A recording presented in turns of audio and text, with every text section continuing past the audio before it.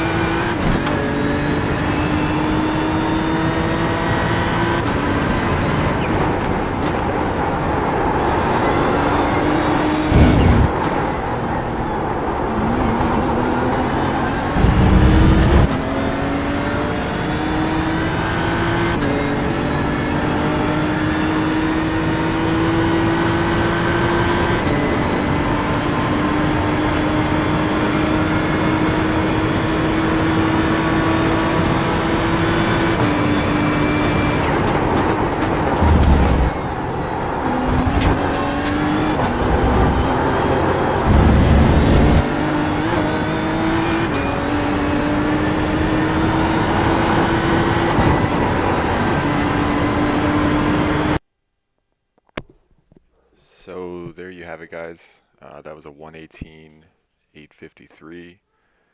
Um, that was pretty much as good as I could get that one, honestly. Maybe a couple more tenths if I wanted to spend another hour on it, but got a full pull on that one. So we're going to go back and take a look at this lap. So we're just going to start at the front straight here, coming over the finish line.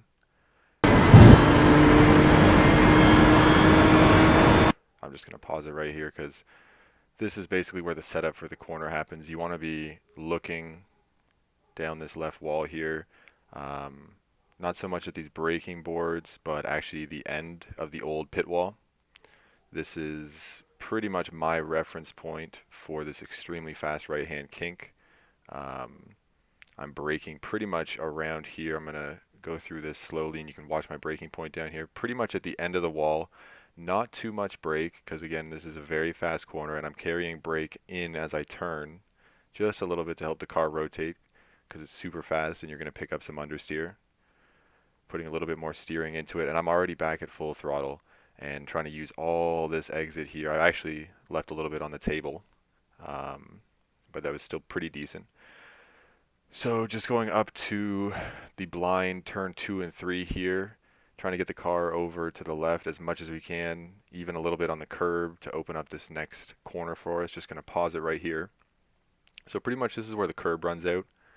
I'll actually going to rewind this just a little bit because you'll see I'm pretty much braking right in the middle of this curb, almost at the beginning, when the car is straightened out. We don't really want to be hitting the brakes hard when we're turning the steering wheel or when the car is unsettled too much. So I got the car nice and straight.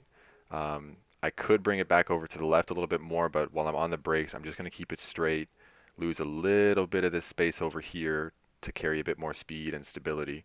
But what's really important here is we're in turn 2 right now. We still can't see the apex for turn 3, and we're on the brakes and we're about to turn in. So it's extremely blind. You're almost guessing.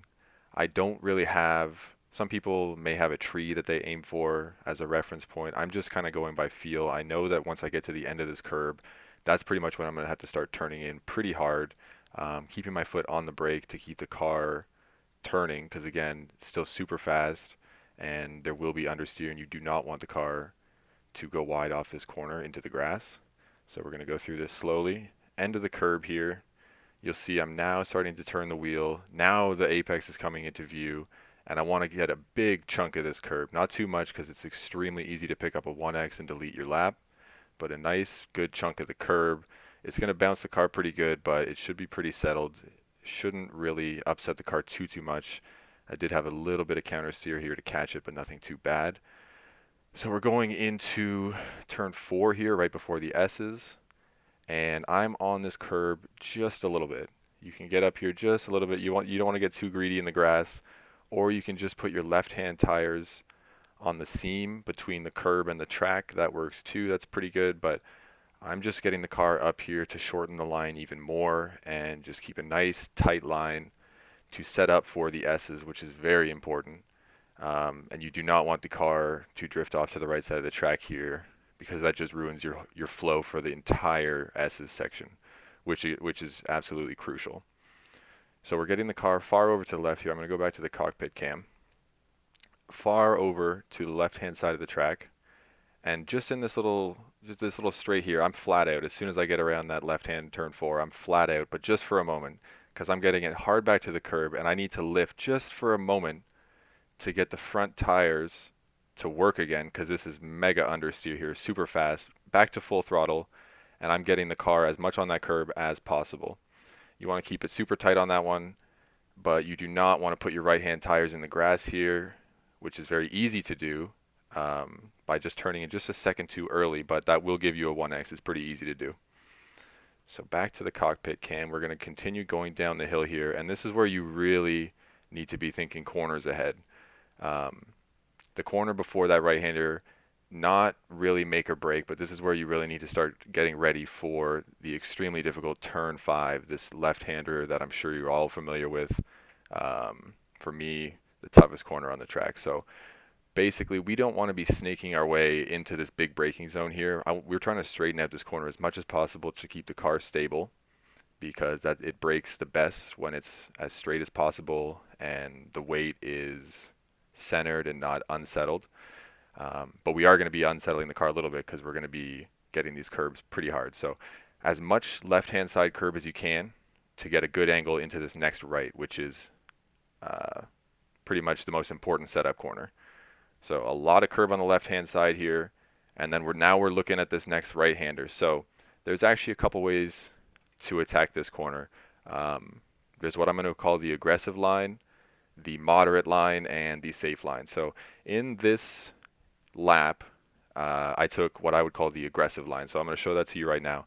Basically, as you come off this left-hander, you're looking for this curb. You pretty much want to get your right-hand side tires onto that curb as early as possible. Not quite on this little part, but more straightening it out over here. You'll see what I mean. We're going to get our right-hand side tires, boom, up on the curb as early as possible, and that's going to open up the geometry and get a nice, as best line as possible for this pretty tricky left-hander. It's very fast, but it's kind of tight, and you run out of room before you know it. So you want to take as much track as you can on the right-hand side. The problem with this, and why you can't really always do this, you have to have a lot of confidence in the rear end of your car, because these bumps can really unsettle the car and not just put you into a slide, but actually like 180 spin the car. I've ended up on this wall over here by this Marshall stand too many times to count. So this maybe isn't a line that you want to take every lap during the race, because there is some risk to it, but it is pretty fast if you can get it right, if the car is feeling good. So we're going to go to the outside cam here, all the way to the right side, and that's setting us up to turn in nicely for this left-hander. And I'm being pretty aggressive on this curb as well. You can miss this curb and still have a pretty good line. And this curb does unsettle the car a little bit, but I'm still taking it because it gives me such a good line through this corner that it's just worth it. So it's really personal preference. The lap times are pretty similar. I would call this taking this curb aggressively. You don't have to do it this way, but the racer in you is probably going to want to, just to attack that curb. So we're going to go back here and forget the aggressive line. So I can't show it to you because there's only one lap here, but the moderate line would basically be not getting onto the curb as early as I am right here, to getting a little bit more to the left, and as this turn gently goes to the right, then you sort of get up on the curb just a little bit later. It's more straight. You're not getting onto the curb and turning and then braking, because again, once you get up on this curb and you choose to take this line, you're going to have to hit the brakes up there, and your car is going to be sort of tilted up to the left. It's a little bit sketchy, so that's the risk involved. But if you take the more moderate line, which again is different than this one I'm showing you, you would be getting onto it just about here and straightening this out and then taking the left. So that's a little bit less risky, still pretty fast. It depends how your car is feeling and how you feel in your rear end. Mind out of the gutter here. So let's go over the safe line. The safe line, you might have guessed, is pretty much no curb at all.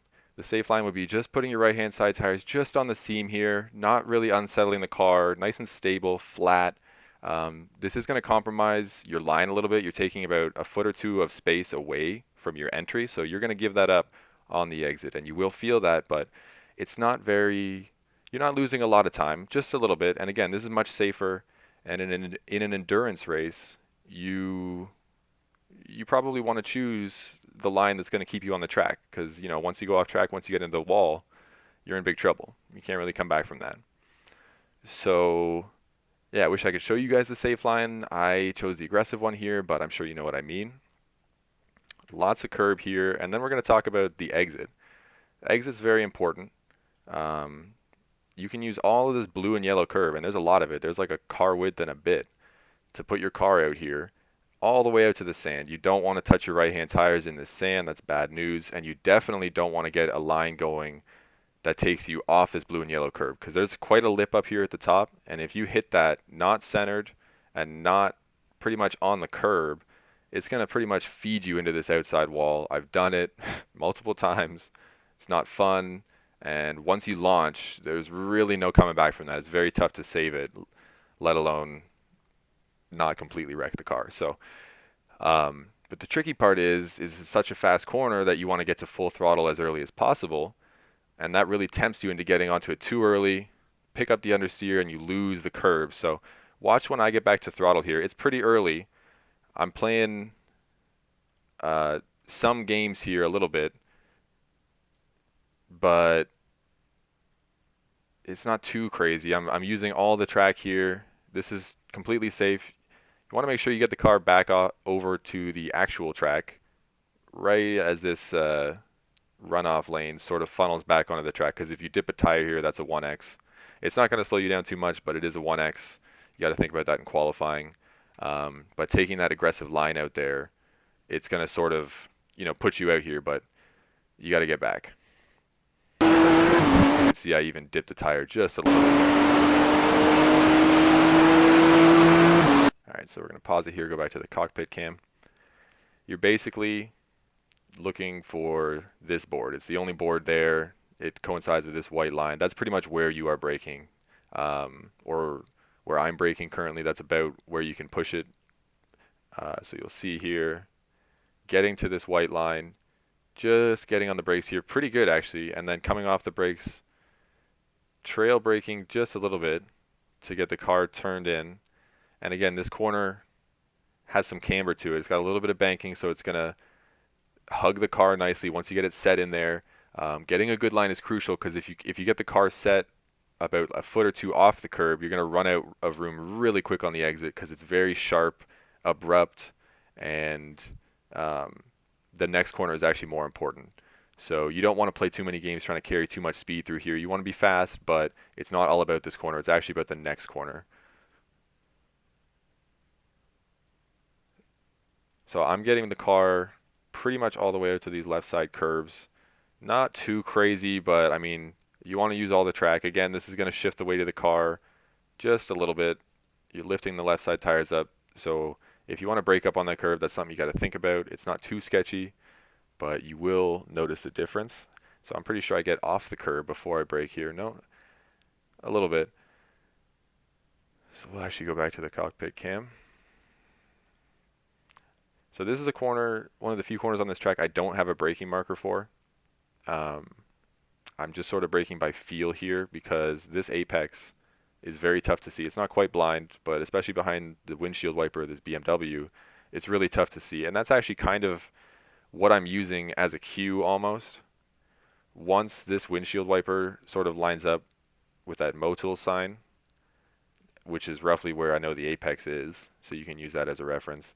That's what I'm sort of getting on the brakes here. You do not want to brake too late at this corner because it doesn't reward you for carrying mega speed through here. It's very sharp, and you want to get to the gas as soon as possible coming out of this sharp right-hander because it's a very long straight down the back, and it leads into the most opportune braking, passing opportunity on the entire track. So braking early here, looking for that apex. I'm going to slow it right down, pretty much turning in before the end of the curb here, and we're going to want to take a little chunk of this curb. Nothing too crazy because it will 1x us in the grass. And also, even if you don't get the grass and get a huge chunk, it's really going to upset the car. So you can see I just get it with my right sides. Bounces the car just a little bit. I'm actually going to rewind this, go a little bit faster through here. So as soon as I hit the apex here, watch my throttle. I'm going to make sure that the car is turning nicely, making sure this bump didn't upset it or anything like that. And I'm not running out of track on the outside. And as soon as I think that my line is good, I'm right back on the gas as soon as possible. And I'm aiming to use as much of this blue and yellow curb as I can because they put it there to use, and it really helps open up the line. And again, exit speed is king on this back straight. So we're just going to fast forward through here a little bit. Not really much to talk about on this straight. Just kind of compose yourself, have a drink, think about who's behind you because in the race, this is a huge drafting opportunity. And coming into this next chicane is a place where somebody could dive bomb you or, pull off a legitimate pass because they will be drafting you all the way down this straight. So it's really important to get as much braking performance as you can here, not braking too early and leaving time on the table, or at least not too much, because you can get your doors blown off here pretty easily if somebody knows what they're doing.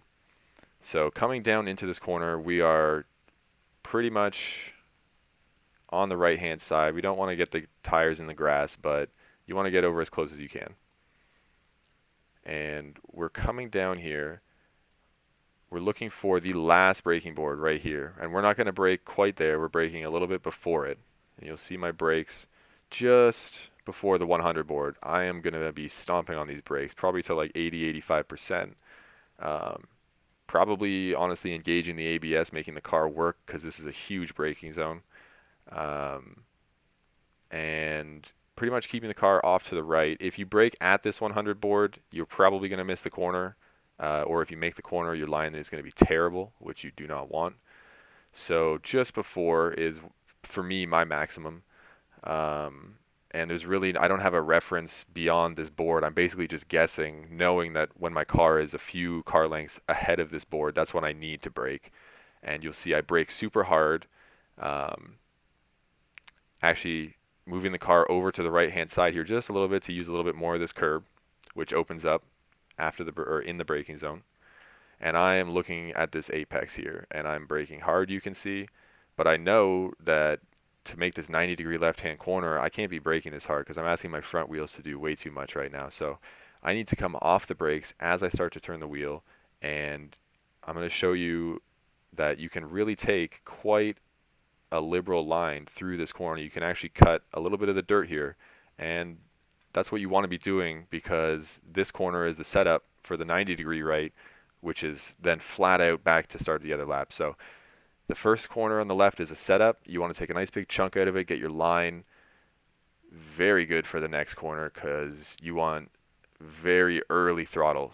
So I'm going to go to the outside cam here, rewind this just a little bit. You can see I'm actually getting my left-hand side tires in the dirt. And that's not a 1x. The game lets you do that. And you pretty much want to be doing that every lap. It's good if you're getting the blue and yellow curb, but it's actually best if you just cut a little bit of the grass here.